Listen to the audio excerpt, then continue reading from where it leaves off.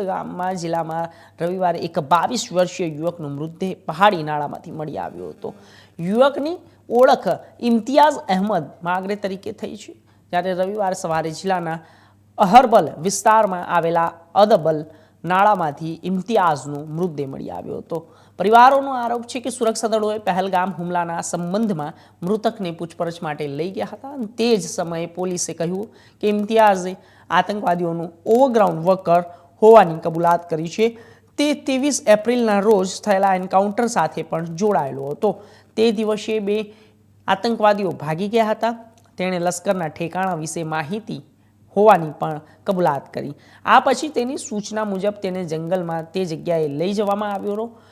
આ સમય દરમિયાન તેણે બચવા માટે નદીમાં કૂદી પડ્યો અને પોલીસે સમગ્ર ઘટનાનું ડ્રોન ફૂટેજ જાહેર કર્યું છે, જેમાં ઇમ્તિયાઝ ગટરમાં કૂદીને તણાઈ જતો જોવા મળી રહ્યો હતો. આ કેસમાં કેન્દ્ર શાસિત પ્રદેશના કેબિનેટ મંત્રી સકીના ઇટુએ ઘટનાની ન્યાયિક તપાસની માંગ પણ કરી છે.